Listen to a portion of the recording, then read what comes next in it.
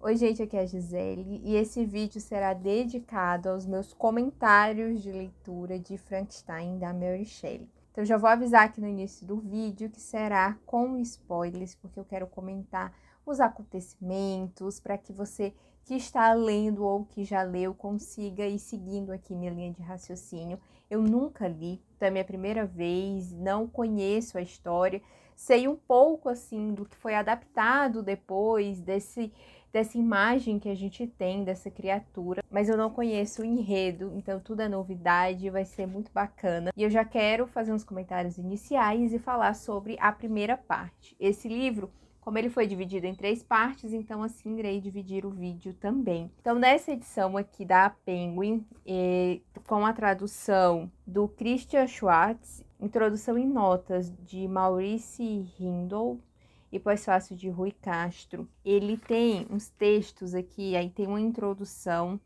só que eu pulei, porque como eu não conheço a história, eu acho que pode ter informações aqui que eu não quero descobrir antes da leitura. Então eu fui direto para o prefácio da autora, que é um prefácio que ela fez para a segunda edição. Então, a primeira edição deste livro não tinha esse prefácio. E esse texto inicial aqui da editora é bem extenso, tá?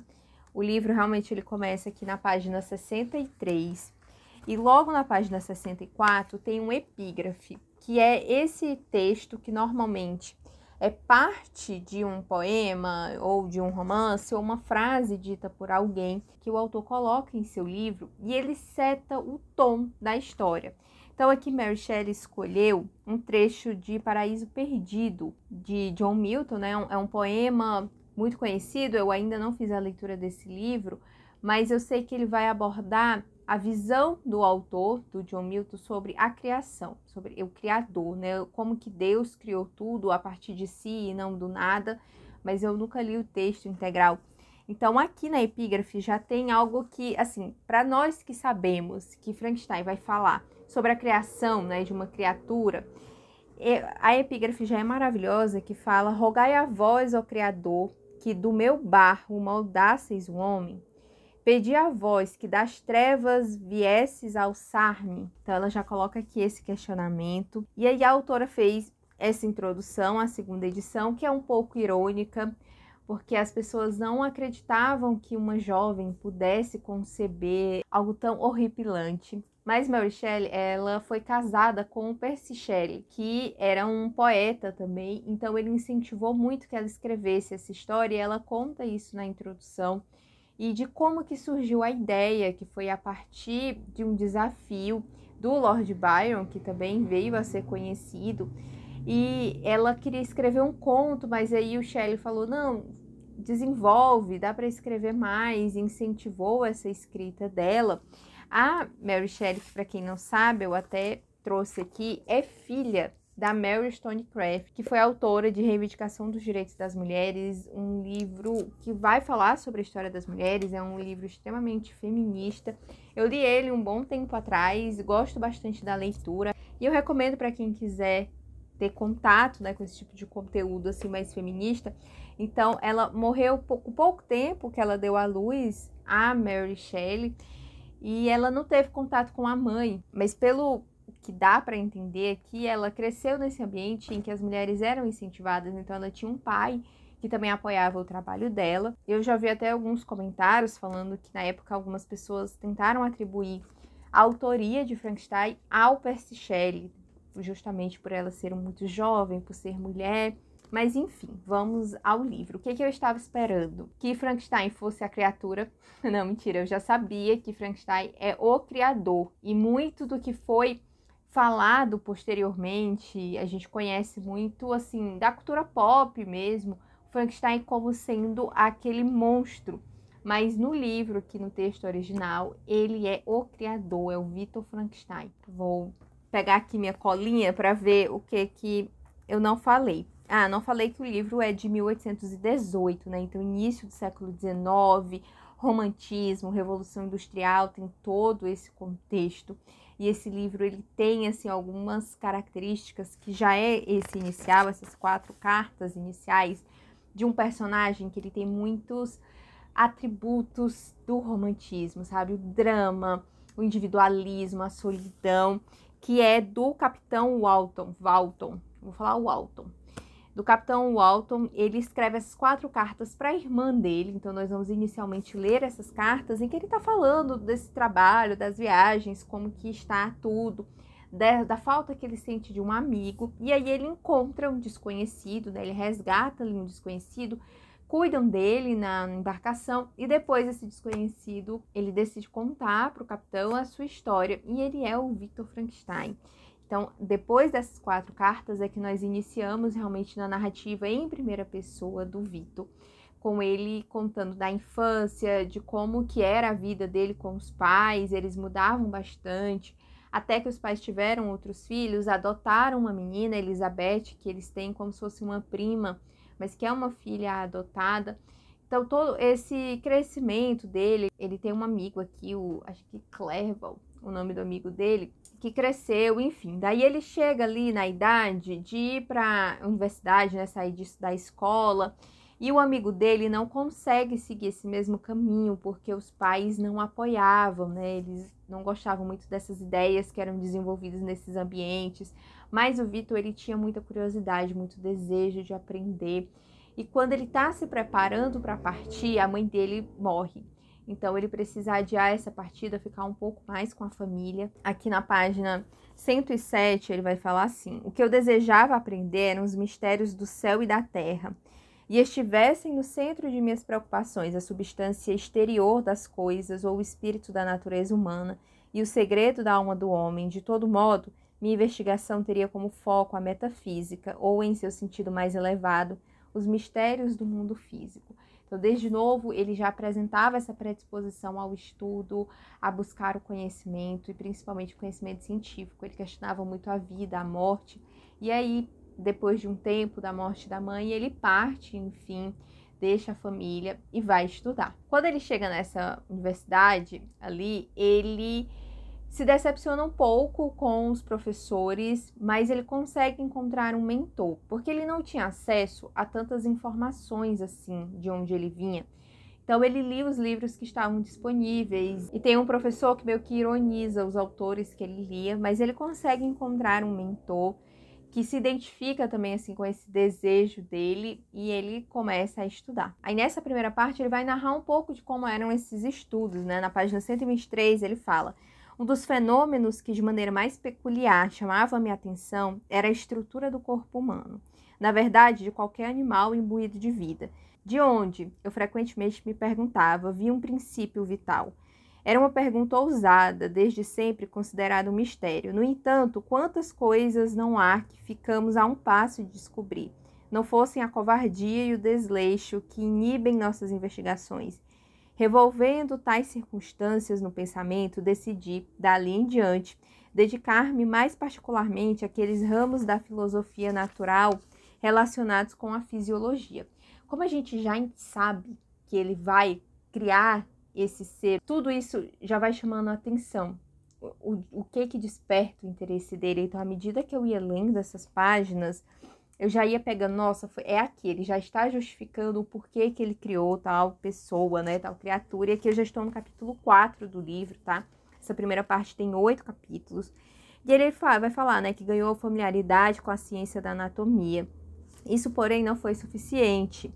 Tive de observar também a decadência natural e a deteriorização do corpo humano. Então, ele já vai nos contando ali o que ele teve que fazer, mais ou menos o que intrigava ele. Aí na página 125 tem uma frase assim: depois de dias e noites de esforço e cansaço inimagináveis, logrei descobrir a causa da geração da vida e, mais importante, tornei-me capaz de reanimar a matéria morta. Então ele fica muito em êxtase com essa descoberta, com esses estudos, e os anos vão passando e ele começa a se comunicar cada vez menos com a família, totalmente focado nos estudos. Aí na página 126 ele vai falar: foi com tais sentimentos que me lancei à criação de um ser humano. Como a miudeza das partes revelou-se um grande obstáculo à velocidade da execução, resolvi, ao contrário de meu primeiro plano, produzir um ser de estrutura gigante, ou seja, com quase 2,5 metros de altura e largura proporcional. Depois de tomada essa decisão e tendo passado alguns meses a coletar e organizar materiais,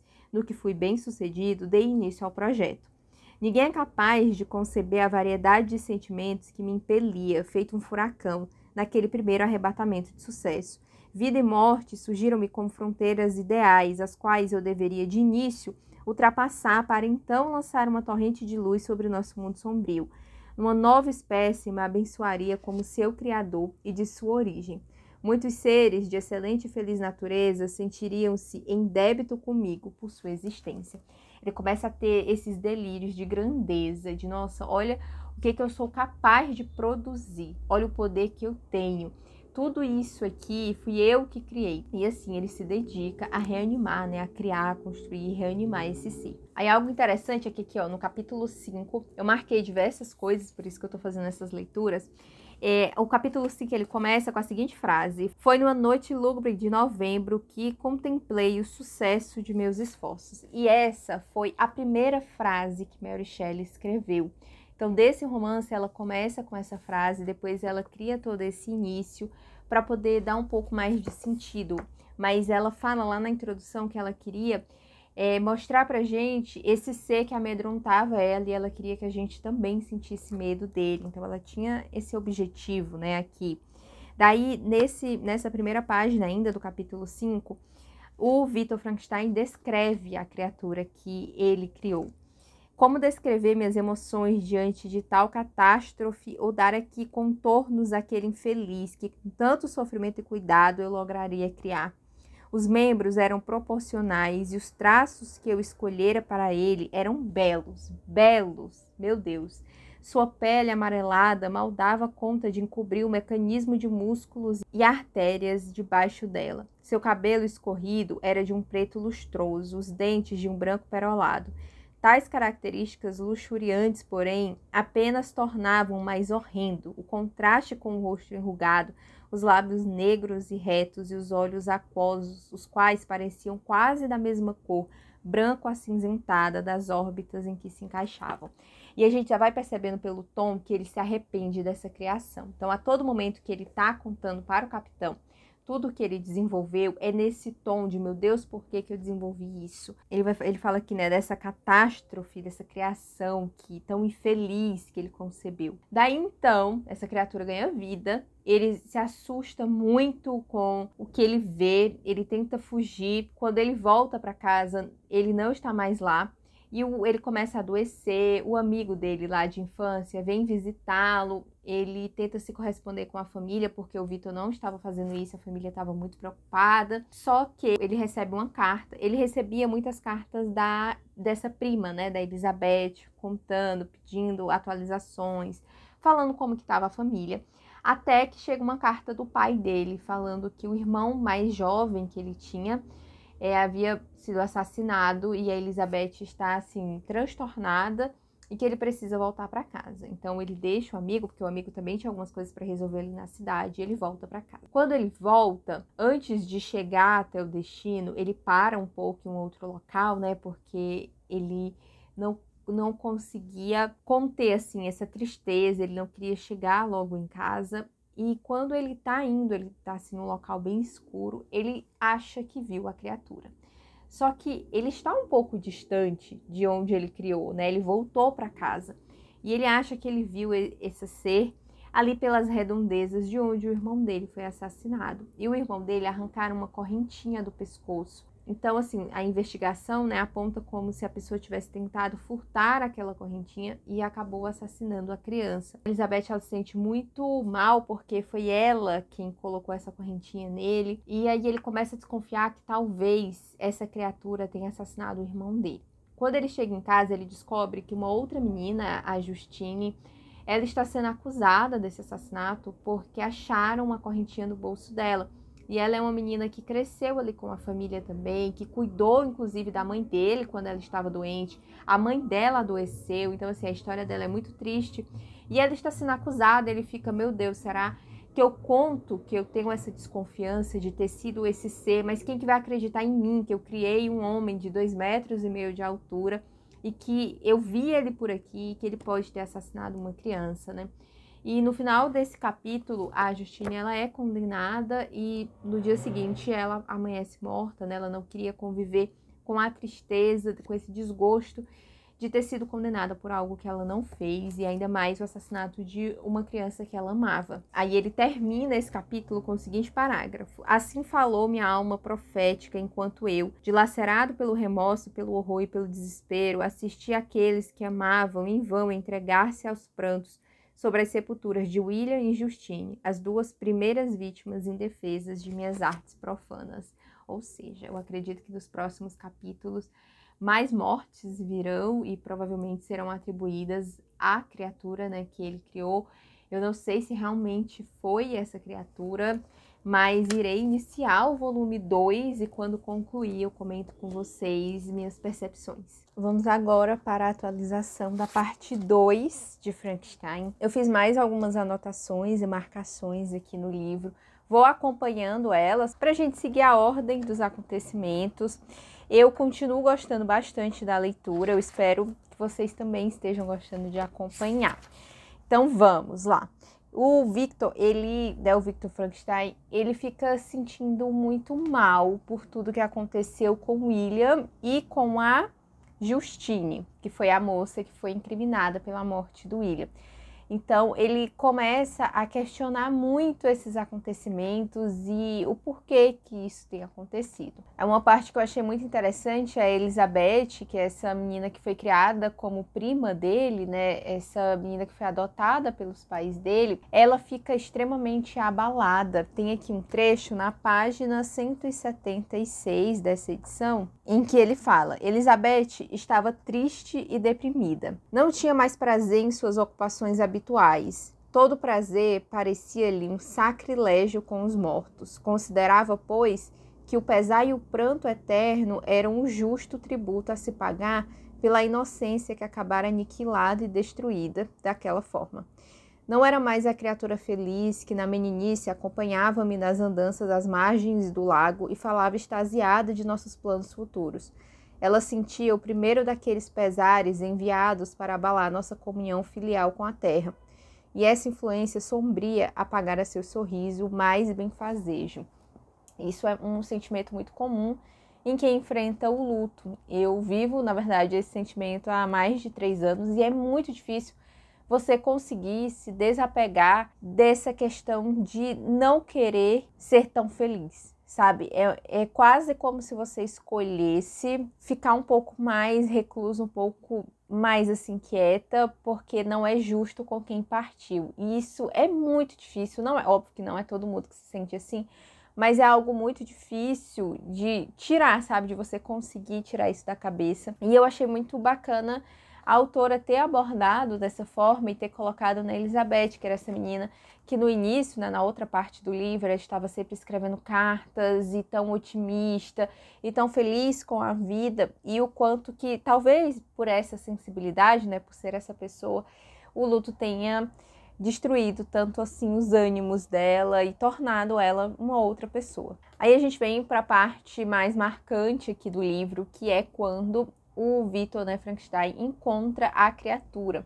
Ele tem essa impressão de que vê algo passando, um ser muito diferente, muito veloz, e ele vai a todo momento dando características negativas para essa criatura. Aí na página 184 é quando esse encontro é narrado, né? Ele fala: de súbito avistei a figura de um homem a certa distância, avançando em minha direção a uma velocidade sobre-humana. Saltava por sobre as rachaduras no gelo, entre as quais eu caminhava com tanto cuidado.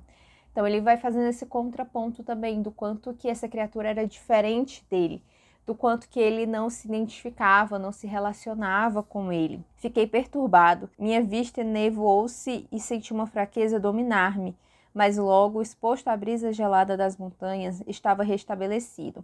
Percebi, à medida que a figura se aproximava, visão medonha e abominada, que se tratava do ser miserável criado por mim. E aí é quando, a partir do capítulo 3, a criatura começa a contar a história dele, de como ele fugiu lá do laboratório e fez, né, todas essas andanças, e todas as tentativas de interação dele com os humanos foram mal sucedidas. E ele vai nos contar, durante boa parte desse capítulo, de 3 pessoas que ele observava, sendo um pai e um casal de filhos que estavam em um chalé e ele estava escondido ali perto, e ele começa a observar a interação dessa família e o quanto que eles têm cuidado um com o outro, e ele vai aprender então a falar e escrever observando eles. Tem também algo bacana que é antes desse encontro, na página 183, que é um trecho de um poema do Percy Shelley, que ela coloca aqui no livro. Então ela vai trazendo também essas referências, né, do Paraíso Perdido, que eu já falei, e aqui de alguns escritos do próprio marido, mas voltando para a criatura. Ele vai narrar então em primeira pessoa, né? Então a gente sai dessa narrativa em primeira pessoa do Victor Frankenstein e vamos para a criatura. E ele vai a todo momento contando o quanto que as pessoas se surpreendiam com a visão dele e como que isso afetava. Chega a ser até emocionante esse relato dele. Aí aqui na página 200 tem um trecho em que ele vai relatar que ele começa a ajudar essa família, porque ele tem mais força, mais disposição. Então ele passa a recolher um material, a lenha, e deixar na porta deles para que na manhã seguinte, quando o Félix, que é esse rapaz, ele vai fazer esse trabalho, ele vê que já foi feito, então ele teria mais tempo para outras atividades e para ficar com a família.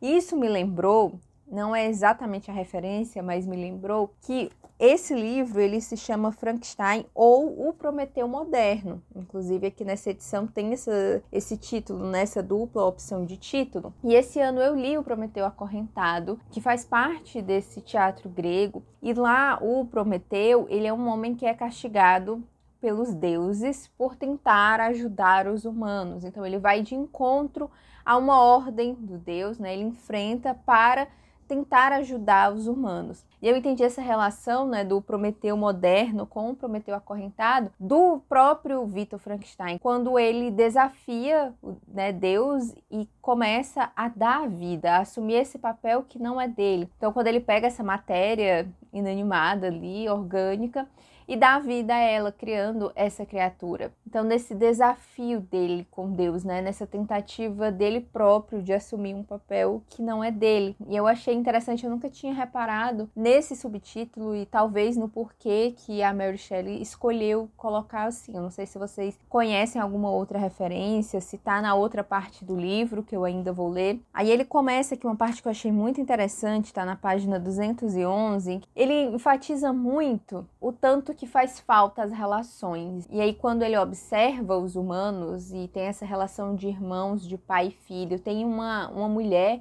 que vem encontrar o Félix e tem então aí uma relação amorosa também que ele desconhecia até então, e tanto que ele sente falta disso. Aí ele fala assim na página 211: mas onde estavam meus amigos e minhas relações? Não tiveram pai a testemunhar meus tempos de bebê, nem a bênção de uma mãe, seus sorrisos e carícias, ou se tivera, meu passado inteiro era agora um borrão, um vazio escuro no qual eu nada distinguia. Em minha lembrança mais remota, sempre fui este mesmo ser, deste tamanho e desta altura. Até ali jamais vira outro que se assemelhasse a mim ou que quisesse ter alguma relação comigo. O que eu era? A pergunta surgia recorrente e a resposta não passava de resmungos. Então, eu gosto quando ela traz isso, dele questionar o porquê da existência dele, o porquê que o Frankenstein criou ele, já que ele abomina tanto esse ser, e todos os humanos também abominam por sua aparência. Ele até tenta ler a relação com o pai do Félix, porque é um senhor que tem uma deficiência visual, então ele tem essa esperança do homem não se assustar com a aparência. Mas assim que os filhos chegam, eles expulsam ele, enfim, tem toda essa questão da violência que está muito atrelada à tentativa dele, né, de contato com os humanos e toda a violência que ele recebe de volta. E aí o relato ele vai tomando um outro tom, em que ele conta de um caso que salvou uma menina de um afogamento e mais uma vez foi violência que ele recebeu como retribuição. E ele decide se revoltar contra os humanos, ele não quer mais viver entre nós e ele quer encontrar o Frankenstein para fazer um último pedido, que é que ele construa, que ele dê vida, então, a uma mulher que seja do mesmo tipo dele, da mesma aparência, para que então eles dois possam se isolar e viverem juntos, para um fazer companhia ao outro, porque ele passa realmente a se sentir muito sozinho e muito rejeitado, e para não continuar com essas violências contra os humanos, ele quer se afastar. Então também ele assume que ele assassinou o William e incriminou a Justine. E é interessante que ele ainda coloca que ele já havia entendido a malícia humana quando ele vai incriminar ela, né? Ele coloca isso também na gente, no quanto que ele aprendeu a ser assim nos observando. Então, assim, ele fez, mas ele não vai deixar barato, ele não vai levar a culpa também sozinho. Aí ele termina o capítulo, né, que encerra essa segunda parte, falando que ele precisa dessa companheira e ele descreve como que ele quer que ela seja, né, que tenha essa semelhança física com ele. Aí ele fala que precisa ser da mesma espécie com os mesmos defeitos. É esse o ser que deves criar. E o Frankenstein, ele aceita fazer isso porque ele quer que essa criatura se afaste, ele não quer mais ter contato. E eu acredito que agora a terceira parte será então a criação desse outro ser, ou não sei o que vai acontecer, mas estou empolgada, faltam então pouquíssimas páginas, eu acho que umas 70 páginas para eu terminar o livro todo, e aí eu venho conversar com vocês. O encontro ainda essa semana e as meninas estão empolgadas também, então acho que vai ser ótimo. Concluí então a leitura de Frankenstein e eu acho que eu não poderia ter gostado mais desse livro. Tem muitas coisas que acontecem nessa terceira parte, diferente do que eu vinha imaginando e do que eu esperava, e eu acho que tem muito pra gente conversar. Começando, então, por acontecimentos, assim, gerais, né? Tem esse pedido que a criatura faz ao Frankenstein de ter uma noiva, de ter uma companheira, e que a todo momento eu achava que ele iria pedir um amigo, se ele fosse pedir, porque ele sempre questiona, né, isso de ser sozinho, de não criar laços, mas eu não imaginava que ele fosse pedir uma companheira, e o tanto que a cultura ali da sociedade que ele observava influenciou nesse pedido, nessa vontade dele de ter uma mulher ao seu lado e não um homem que fosse completamente igual a ele, mas uma mulher que fosse a sua semelhante. E o Frankenstein, ele começa a produzir, né, ele viaja com aquele amigo dele, e ele começa a produzir, então, essa nova criatura. Mas ele se questiona muito sobre o perigo disso, né? O quanto que ele vai colocar em risco a vida dos humanos com esse outro ser que é capaz de tantas atrocidades e que possui uma força sobre-humana. E o que isso representa, assim, né? De violência mesmo, que eles dois juntos podem causar aos humanos. E aí eu anotei aqui que na página 264... que ainda no capítulo 2, ele vai falar que foi dessa forma que ao chegar, organizei meus afazeres. À medida, porém, que eu avançava, a tarefa tornava-se cada dia mais horrível e desconfortável para mim. Por vezes, passava dias sem conseguir me convencer a entrar no laboratório.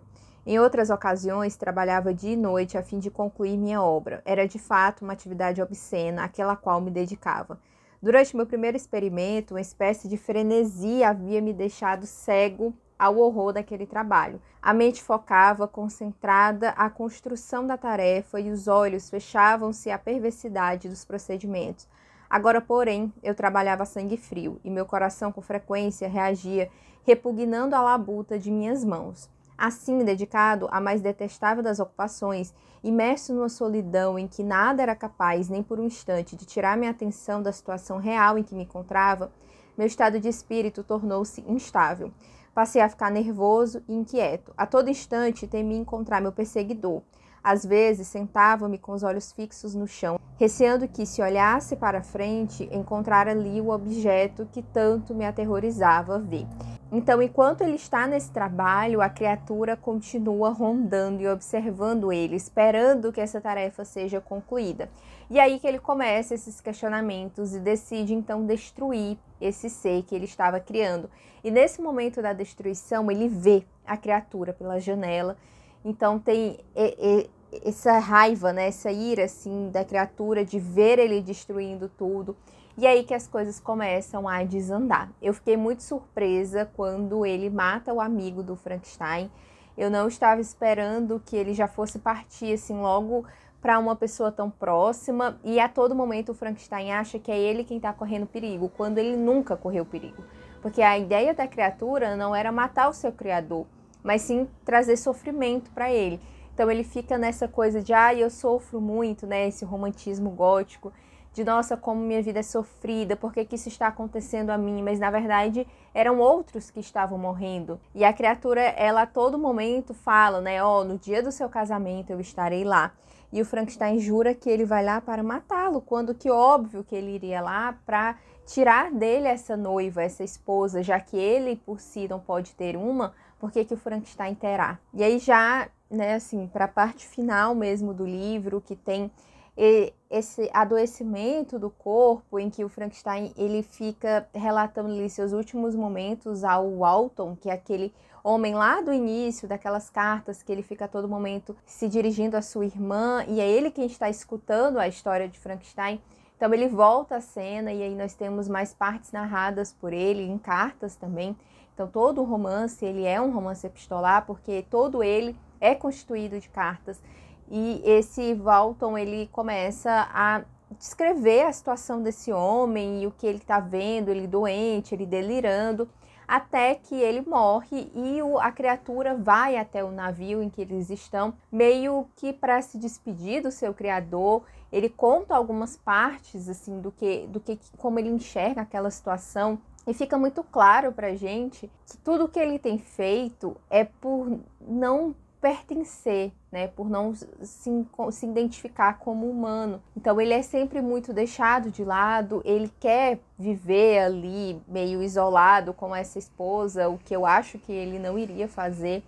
Mas quando ele observa os humanos, ele percebe que ele não pertence, que não é isso que ele realmente queria para a vida dele, ele queria estar ali com os outros, ele queria ser aceito. Então quando ele vê que o seu criador morreu e que ele nunca terá essa companheira, ele tenta até se desculpar por tudo que ele fez, né? Ele acabou matando várias pessoas aí ao longo desses anos e meses em que eles conviveram. Tem muito do questionamento da própria autora, e isso tá no texto aqui do Rui Castro, que é o pós-fácil que ele escreveu para essa edição, em que ele vai falar desses temas que a autora escolheu tratar, e que um deles, que é o do pecado original. Então, ela defendia muito essa ideia de que o homem nascia bom e era a sociedade que o corrompia.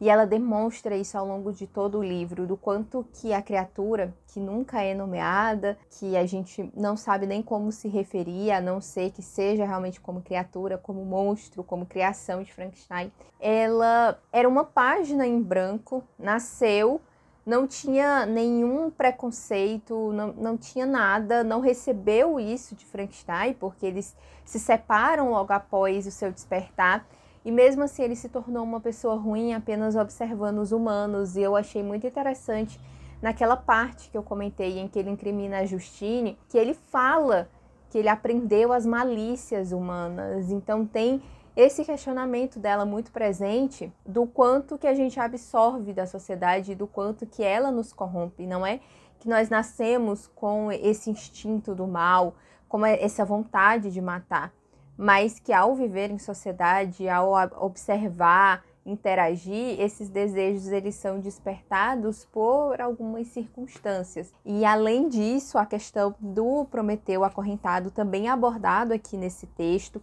Além dessa questão de desafiar os deuses, né, que Zeus acabou castigando ali o Prometeu, aqui o Rui Castro ele traz também a questão de Pandora, que era essa lenda que Zeus acaba enviando uma caixa para os humanos que contém todas essas maldições, e que isso também está presente ao longo aqui do percurso de Criador e Criatura, do tanto de destruição que isso trouxe aos humanos. É como se tivesse aberto essa caixa de Pandora. Achei muito interessante, é um livro que ele traz muito esse questionamento, e nós tivemos já o nosso encontro. E falando da relação dela com a morte. Eu estou gravando aqui no dia ainda do encontro, e a Camila, que é do perfil Literatura com Elas, ela até comentou da importância também de analisar o papel da mulher nesse livro, das duas mulheres que aparecem mais aqui, que é a Elizabeth, que acaba se casando com Frankenstein e sendo assassinada, e da Justine, que ambas estão nesse papel do cuidado. Elas não têm essa liberdade de explorar o mundo, de estudar, de viajar, mas a elas é esperado esse papel de dona de casa. Então a Justine cuidou da mãe até a morte e depois foi cuidar da família Frankenstein, e aí, enfim, acaba tendo esse destino terrível de morrer por ser condenada injustamente, e Elizabeth, que é morta por amar Frankenstein, por se casar com ele, né, por ter esse sentimento. E eu achei isso, assim, também bem interessante. Eu recomendo demais a leitura. Foi um livro muito bacana por desmistificar muito do que a gente já conhece de Frankenstein por conta das adaptações, né, de tudo que envolve Frankenstein hoje em dia, desde suas primeiras adaptações. Eu espero que vocês tenham gostado também do formato do vídeo, apesar de eu comentar tudo com spoilers, eu acho que é muito bacana para quem já leu ou para quem tá lendo, porque aí vai acompanhando parte por parte. Tá bom? Então comenta o que você achou, se quer que eu traga outros vídeos nesse formato, ou se prefere quando eu não conto exatamente tudo o que acontece, tá bom? Muito obrigada por quem assistiu até aqui e eu espero encontrar vocês no próximo vídeo.